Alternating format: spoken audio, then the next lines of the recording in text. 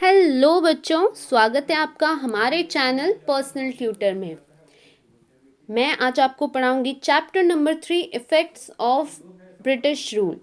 तो ये video start करने से पहले इस वीडियो को लाइक कीजिए और चैनल को सब्सक्राइब कीजिए। तो चलिए वीडियो स्टार्ट करते हैं। Effects of British rule. In this chapter we are going to study the effects of British rule over India. तो इसके पहले के दो जो चैप्टर्स हैं, यदि आपने अच्छे से पढ़े होंगे तो आपको समझ आया होगा कि हमने उन दो चैप्टर्स में यूरोप के बारे में पढ़ा, यूरोपियन कंट्रीज़ के बारे में पढ़ा, उनकी क्या कंडीशन थी उसके बारे में पढ़ा। और वो इसलिए पढ़ा क्योंकि कहीं ना कहीं इंग्लैंड ने हमारी कंट्री को 100 साल से ज़्यादा रूल किया था, तो इसीलिए ज़रूरी था वहाँ की कंडीशन जानना। इस चैप्टर में हम ये पढ़ने वाले हैं कि जो ब्रिटिशर्स थे उनके रूल का हमारे इंडिया में क्या इफ़ेक्ट पड़ा। चलिए स्टार्ट करते हैं हमारा chapter. Establishment of east India company. आप सबको ये चीज़ पता होगी कि ब्रिटिशर्स जिन्होंने हमारी कंट्री पे रूल किया था वो थी ईस्ट इंडिया कंपनी। वो हमारी कंट्री में एज अ ट्रेडिंग पर्सन या कह सकते हैं एज अ बिजनेस कंपनी आई थी ईस्ट इंडिया कंपनी, और धीरे धीरे वो हमारी कंट्री की रूलर में चेंज हो गई। हमने इसके पहले जो हमारी क्लास थी, मतलब आप 8th में हो, 7th क्लास में हमने जब मराठास के बारे में पढ़ा था, वहाँ पे हमने मुगल्स के बारे में भी पढ़ा था कि Mughals were very strong. But हुआ क्या, औरंगज़ेब के बाद जितने भी मुगल रूलर्स आए वो इतने स्ट्रॉन्ग नहीं रहे और धीरे धीरे मुगल्स क्या है, डाउन डिक्लाइन होते गए। और उसके बाद मराठास कहीं ना कहीं हमारे कंट्री के रूलर हो गए। लेकिन मराठास भी कुछ रूलर्स के बाद धीरे धीरे डिक्लाइन होने लगे, क्योंकि मराठास जब से किंग बाजीराव सेकंड आए तब से मराठास के बीच, एक्चुअली मराठास की जो पावर थे वो किंग के साथ उनके सरदार्स थे, और बाजीराव सेकंड के बाद से जो भी सरदार्स थे उनके बीच में कॉन्फ्लिक्ट आने लगा। एम्पायर जो मराठा किंग थे उनकी सरदारों से नहीं जमती थी, सरदार उन्हें पसंद नहीं करते थे। इस तरीके से कॉन्फ्लिक्ट्स के कारण मराठास की भी जो यूनिटी थी वो धीरे धीरे नहीं रही, और इस कारण से ब्रिटिशर्स धीरे धीरे हमारी कंट्री में पावरफुल हो गए। So coming to establishment of East India Company, we have seen that due to geographical discoveries, the European powers reached the Indian coast. All the European, including Portuguese, Dutch, French and British, entered the race for capturing the Indian market. तो हमने previous chapters में ये जाना था कि European countries geographical discoveries कर रही थी अलग अलग कंट्रीज़ के, जिसमें इंडिया उनका one of the most important place था जिसकी डिस्कवरी उन्हें करनी थी। और जो यूरोपियन पावर्स थे वो इंडियन कोस्ट पहुंच चुके थे। यूरोपियंस जैसे पोर्तुगीज हो गए, डच हो गए, फ्रेंच हो गए, ब्रिटिशर्स हो गए, सब इंडिया के मार्केट को कैप्चर करने के लिए रेस में दौड़ने लगे थे। When the British came to India for trade purpose, the Portuguese had already settled here and they gave a bitter resistance. Later, friendly relation developed between them. But to establish the domination over India, the British has to face opposition from French, Dutch and local rulers. सबसे पहले जब Britishers हमारे देश में आए थे तो वो ट्रेड के पर्पस से आए थे, यहाँ पे बिजनेस करने आए थे। उस समय जो पोर्तुगीज थे वो ऑलरेडी हमारी कंट्री में सेटल हो चुके थे और उनके तरफ से बिटर रेजिस्टेंस आ रहा था। बिटर रेजिस्टेंस मतलब कि वो नहीं चाहते थे कि ब्रिटिशर्स हमारी कंट्री के का जो मार्केट है उसे कैप्चर करे, इसीलिए वो बहुत ही बुरे तरीके से उन्हें रेजिस्ट करने की कोशिश कर रहे थे। पर लेटर ऑन क्या हुआ कि ब्रिटिशर्स और पोर्तुगीज में एक अच्छा रिलेशन हो गया और फिर दोनों मिलकर हमारी कंट्री का मार्केट कैप्चर करने लगे। पर क्योंकि ब्रिटिशर्स को हमारे इंडियन मार्केट पे डोमिनेशन बिठाना था, इसलिए उन्हें फ्रेंच का, डच का, लोकल रूलर्स का जो अपोजिशन था वो कहीं ना कहीं पे सहना पड़ा। Britishers and Marathas. Mumbai was the main center of British in Western India. British and Marathas, Mumbai was the main center of British in Western India. They were trying to acquire the nearby territories, but the Marathas had strong hold over it. After the death of Peshwa Madhav Rao, his uncle Raghunath Rao approached for help from the British due to his greed for Peshwaship. This led to the entrance of British in Maratha politics. तो हुआ क्या कि Mumbai Britishers का सबसे main centre था western India का। वैसे तो उन्हें पूरे इंडिया को कैप्चर करना था, पर यदि स्पेसिफिकली वेस्टर्न इंडिया पे जाएं तो मुंबई उनका मेन सेंटर था और वो कोशिश कर रहे थे कि मराठास की जो भी टेरिटरीज थी उसे कैप्चर कर सकें। जब पेशवा माधव राव की डेथ हो गई उसके बाद उनके जो अंकल थे रघुनाथ राव, वो ब्रिटिशर से जाके मिल गए। ये हमने प्रीवियस चैप्टर्स में भी पढ़ा है। इससे मिल गए बिकॉज ऑफ ग्रीड ऑफ पेशवाशिप, क्योंकि उन्हें पेशवा बनना था। इसी के लालच में वो ब्रिटिशर्स से जाके मिल गए। इसी कारण से ब्रिटिशर्स का एंट्रेंस हुआ मराठा पॉलिटिक्स में। ब्रिटिशर्स को मराठा पॉलिटिक्स के बारे में पहले कुछ नहीं पता था, लेकिन जैसे ही रघुनाथ राव उनसे मिले वैसे ही उन्हें उनकी पॉलिटिक्स, मराठास की पॉलिटिक्स के बारे में ब्रिटिशर्स को पता चलने लगा। During 1774 to 1818, three wars were fought between the Marathas and British. During the first war, the Marathas unitedly faced the British and hence proved superior. In 1782, with the Treaty of Salbai, the first Anglo-Maratha war came to an end. Year 1774 से लेके 1880 तक 3 war थे जो मराठास और Britishers के बीच में हुए। सबसे पहला जो वॉर था उस पे मराठास ने एकजुट होकर ब्रिटिशर्स को हराया और अपनी सुपीरियरिटी उन्हें दिखाई। फिर 1782 में एक ट्रीटी हुई मराठास और ब्रिटिशर्स के बीच जो थी ट्रीटी ऑफ सलबाई, और इसका नाम है the first Anglo Maratha war, जिसके बाद ख़त्म हो गया। Now subsidiary alliances.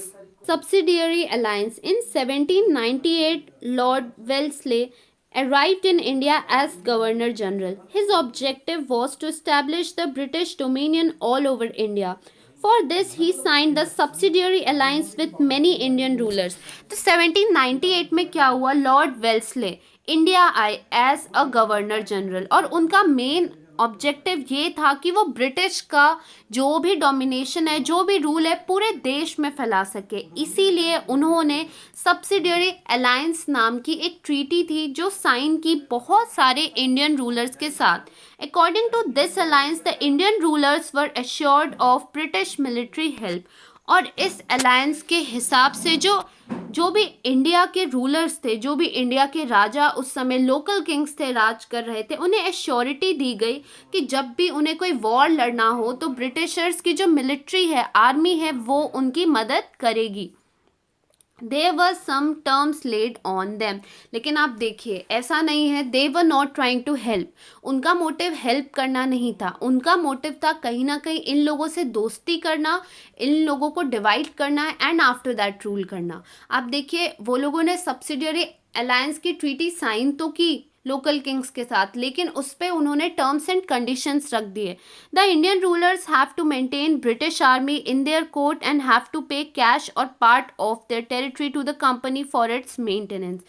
ये टर्म्स रखे थे कि जो इंडिया के रूलर्स थे उन्हें अपने कोर्ट में ब्रिटिश आर्मी रखनी पड़ेगी और उन्हें मेंटेन इन द सेंस उनका खाना पीना, साथ ही साथ जैसे दिया गया उन्हें कैश में पेमेंट करना। यदि वो कैश में पेमेंट नहीं कर पा रहे हैं तो उनकी जो भी टेरिटरी है उस रूलर की, उस टेरिटरी का कुछ हिस्सा या कुछ पर्टिकुलर पार्ट देना कंपनी को मेंटेनेंस के तौर पे, मतलब मेंटेनेंस देना पड़ता था। तो मेंटेनेंस में कैश देने के बजाय अपने टेरिटरी का कुछ पार्ट कंपनी को देना पड़ता था। The ruler would not have any alliance with any other power or declare war against any power without the intervention of the British. The ruler would accept a British resident in his state. Some Indian rulers accepted the system and lost their freedom. लेकिन मैं again वही बताना चाहती हूँ आपको कि Britishers were very smart. They already had a plan. क्या plan था आप देखिए, ब्रिटिशर्स ने एश्योर किया किंग्स को कि हम आपको मिलिट्री हेल्प देंगे, हम आपको आर्मी देंगे, हमारी आर्मी आपके वॉर में आपके लिए लड़ाई करेगी, लेकिन साथ में टर्म्स एंड कंडीशंस रख दिए थे। पहला टर्म्स एंड कंडीशंस तो मैंने आपको बताया कि ब्रिटिश आर्मी को मेंटेन करना पड़ेगा, कैश देना पड़ेगा, साथ ही साथ अपनी टेरिटरी का पार्ट देना पड़ेगा। अब वो the ruler would not have any alliance with any other power और declare war against any power. मतलब जो भी रूलर ब्रिटिशर्स के साथ सब्सिडियरी अलायंस में है, वो किसी दूसरी पावर, किसी पोर्तुगीज हो गए, डच हो गए, फ्रेंच हो गए, या कोई भी दूसरा लोकल रूलर के साथ मिल नहीं सकता मतलब अलायंस नहीं बना सकता। वो दोनों मिलकर अलायंस नहीं फॉर्म कर सकते। सेकंड थिंग ये थी, यदि वो रूलर किसी से भी लड़ना चाहे, किसी से भी वॉर करना चाहे, तो उसे पहले ब्रिटिशर्स की परमिशन लेनी पड़ेगी। यदि ब्रिटिशर्स हाँ बोलते हैं तो ही वो वॉर लड़ सकता है, नहीं तो वो वॉर नहीं लड़ सकता है। अब इसके कारण क्या हुआ, इसके कारण कुछ रूलर्स ने तो ये एक्सेप्ट कर लिया। इसलिए एक्सेप्ट कर लिया क्योंकि उन्हें दिख रहा था कि ब्रिटिशर्स की बहुत ही बड़ी आर्मी है and they are helping us. Accept तो कर लिया, पर साथ ही साथ उनकी जो फ्रीडम थी वो कंप्लीटली चली गई। In 1802, Bajirao II signed the Subsidiary Alliance Treaty with the British. This alliance is well known as the Treaty of Versailles, but this treaty was not acceptable to some Maratha Sardars. This led to the Second Anglo-Maratha War.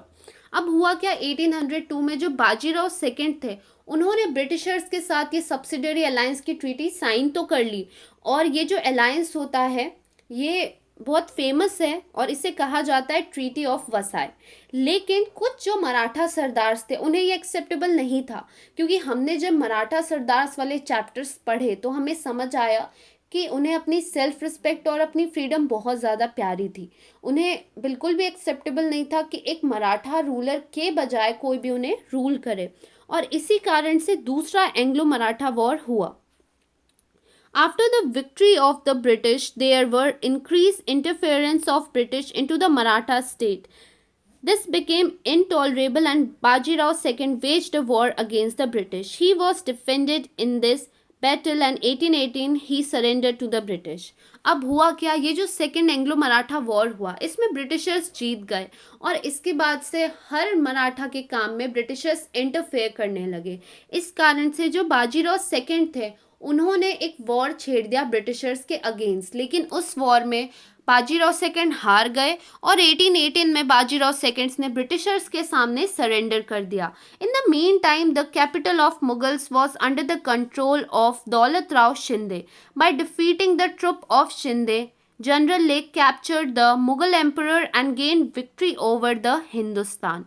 अब क्या हुआ, अब जैसे मैंने आपको previous chapters में ये पढ़ाया है कि मुगल्स बहुत वीक हो चुके थे, और जो मराठा सरदार्स थे वो कहीं ना कहीं मुगल्स के जो एम्परर हैं उन्हें संभाल रहे हैं, या वो एम्परर मुगल्स के अंडर काम कर रहे हैं।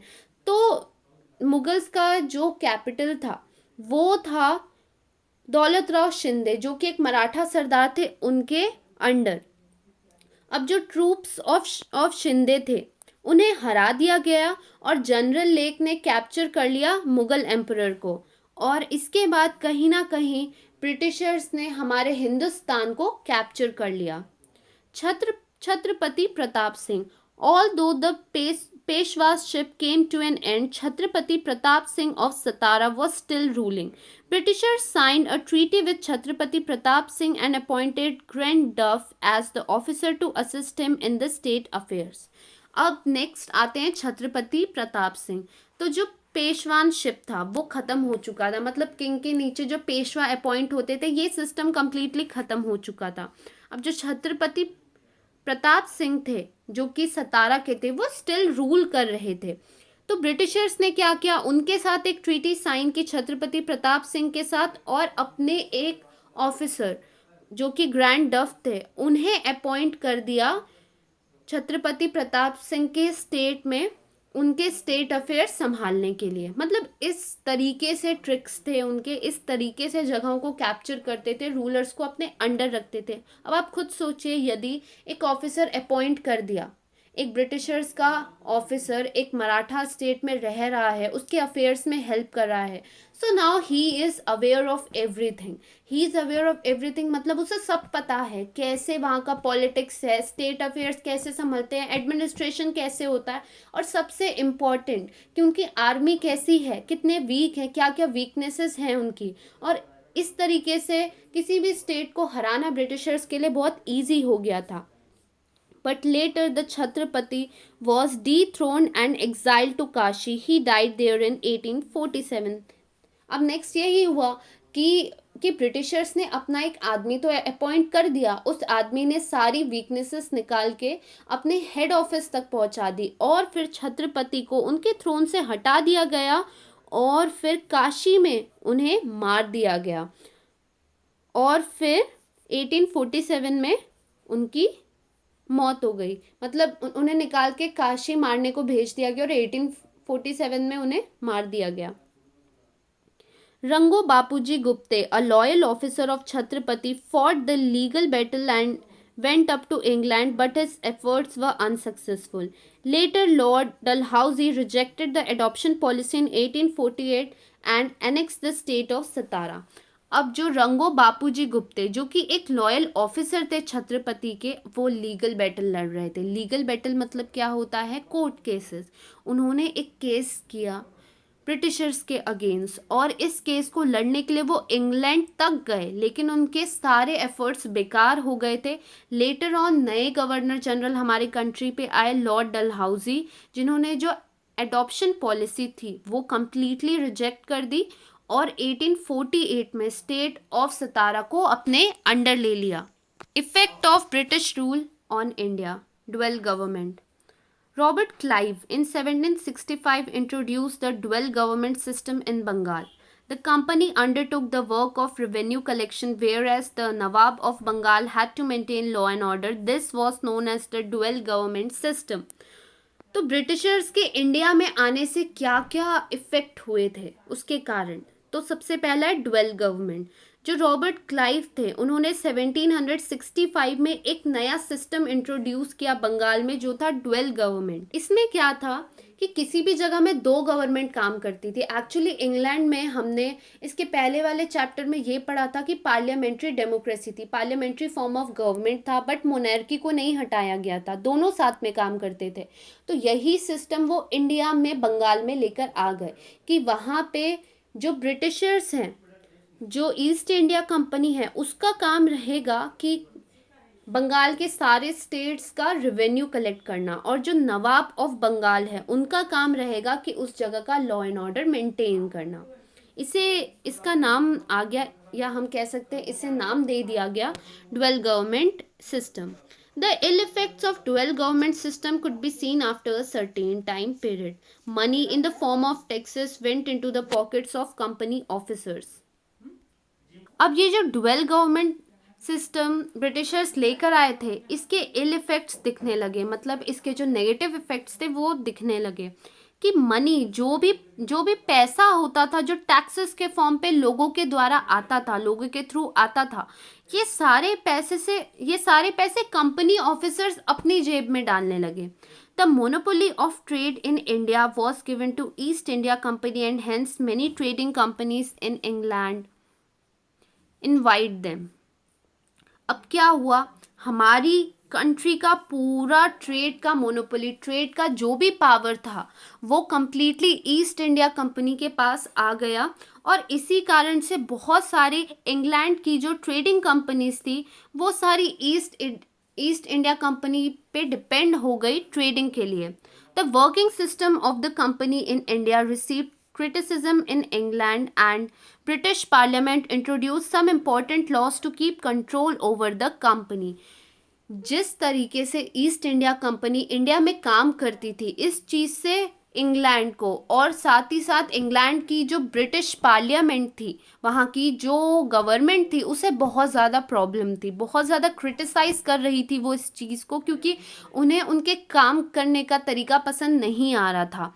और ईस्ट इंडिया कंपनी को अपने कंट्रोल में रखने के लिए बहुत सारे लॉज थे जो ब्रिटिश पार्लियामेंट ने इंट्रोड्यूस किए. तो इस लेक्चर के लिए इतना ही. इसके आगे हम पढ़ेंगे लेक्चर नंबर 2 पे. Thank you for watching.